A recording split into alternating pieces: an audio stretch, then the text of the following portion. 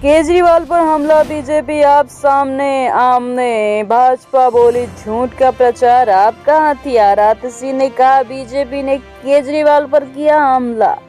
दिल्ली भाजपा अध्यक्ष वीरेंद्र सकलेचा ने शुक्रवार देर रात वीडियो जारी कर सीएम आतिशी के आरोपों का दिया जवाब। आम आदमी पार्टी के आरोपों पर दिल्ली भाजपा के अध्यक्ष वीरेंद्र सचदेवा ने एक वीडियो जारी कर जवाब दिया। उन्होंने कहा कि आपके पास सिर्फ 3 हथियार है: हताशा, निराशा, झूठ का प्रचार। विकासपुरी में लोग अरविंद केजरीवाल के पास गंदे पानी की शिकायत लेकर गए थे। आपकी 4 हाईवे अनिश्चितकाल के लिए बंद। किसान बोले लिफ्टिंग शुरू होने तक नहीं खुलेंगे रास्ते, इमरजेंसी सेवाएं रहेंगी जारी।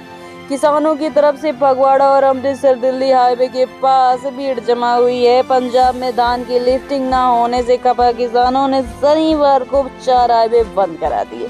किसान 1 बजे सड़कों पर बैठ गए। ये प्रदर्शन तब तक जारी रहा या रहेगा जब तक उनकी मांगे पूरी नहीं हो जाती। उनका कहना है कि केंद्र और राज्य सरकारें दोनों ही उनकी मांग पर ध्यान दें। एक इजराइल फोन कॉल से ईरान में 3 घंटे हमले। अरब देश इतना आसान क्यों? अंग्रेजों का बंटवारा, शिया सुन्नी की लड़ाई, विवाद की 3 वजह। अरब लोगों पर ऐसी व्यवस्था थोपने की कोशिश में ना जाने कितनों की जान जाएगी जिसकी उन्होंने कल्पना भी नहीं की होगी, ना मांग की थी। साल 1920 में मिडिल ईस्ट में तनाव के बीच ब्रिटेन में एक अखबार छपा गया था। तब से अब तक 104 साल गुजर गए हैं, लेकिन मिडिल ईस्ट आज भी उसी जाल में जल रहा है। साल 1920 में मिडिल ईस्ट में तनाव के बीच ब्रिटेन ने एक अखबार छापा था। तब से 104 साल गुजर चुके हैं। इजराइल के शनिवार को एक बार फिर ईरान के 20 ठिकानों पर हमला हुआ है। ये अक्टूबर को इजराइल में 20 मिसाइलों से हुई ईरानी हमले पर पलटवार हुआ। लेबनान, गाजा में इजराइल के हमले जारी है। लगभग 3 घंटे तक चल रहे 100 से ज्यादा फाइटर जेट ईरान में घुसे। इजराइल ने इसे ऑपरेशन को पछतावे का दिन कहा। ऐसा क्योंकि मिडिल ईस्ट में कभी शांति नहीं रहती। यहाँ पिछले 30 साल से हर 4 साल में एक जंग लड़ी जाती है। इसकी वजह 104 साल पहले लिया गया वो फैसला जिसमें अरब देशों का बंटवारा हुआ था। इस बंटवारे में ऐसा क्या हुआ था कि अरब देश आज भी इसका खामियाजा भुगत रहे हैं। तारीख 26 अक्टूबर देर रात इजराइल की सिक्योरिटी कैबिनेट के नेताओं ने एक कॉल की। इन्होंने फोन पर तय किया कि 1 अक्टूबर को ईरानी हमले का आज ही जवाब दिया जाएगा। सबकी सहमति के बाद सुबह 2 बजे 15 मिनट पर इजराइल के फाइटर जेट और जासूसी विमान ईरान की हवाई सीमा में घुसे और यहां 3 घंटों तक बमबारी की। ईरान की मिसाइल फैक्ट्रियों और मिलिट्री समेत 20 ठिकानों पर निशाना बनाया गया। इजराइल ने सुबह 5 बजे तक जारी कर रहे इस ऑपरेशन का नाम पछतावा का दिन रख दिया।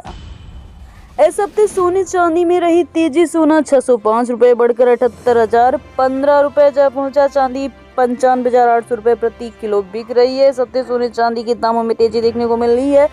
IBJ की वेबसाइट के अनुसार यानी कि Indian Boolean and jeweller association ने 19 अक्टूबर को सोना 77,410 रुपए था, जो कि 26-27 अक्टूबर को 78,015 रुपए प्रति 10 ग्राम पहुंच गए। यानी कि इस हफ्ते कीमत 605 रुपए बढ़ गई। वहीं चांदी की बात की जाए तो पिछले शनिवार को 92,283 थी, जो अब 95,800 रुपए प्रति किलोग्राम पहुंच गई। इस हफ्ते इसकी कीमत 3,717 रुपए बढ़ी है।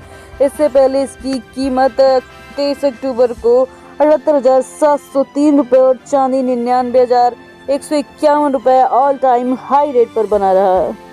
भारत में पहली बार सीरीज जीता न्यूजीलैंड। न्यूजीलैंड से भारत के हार के टॉप 5 फैक्टर। दोनों टेस्ट की पहली पारी में फ्लॉप शो, IPL रिटेंशन और मेगा ऑक्शन ने ध्यान भटकाया। भारतीय क्रिकेट टीम पर घर में टेस्ट सीरीज न हारने का सिलसिला 12 साल और 18 सीरीज के बाद थम गया। न्यूजीलैंड ने 3 में से शुरुआती 2 टेस्ट जीतकर 2-0 की अजय बढ़त बना ली और पहली बार भारत में हराने का 69 ईयर पुराना सपना पूरा कर लिया। कीवी 1955 में भारत के दौरे पर आई थी। सवाल उठता है कि न्यूजीलैंड ने इतने बड़े कारनामे को अंजाम दिया जो पिछले 12 साल में ऑस्ट्रेलिया और इंग्लैंड जैसी टीम नहीं कर पाई।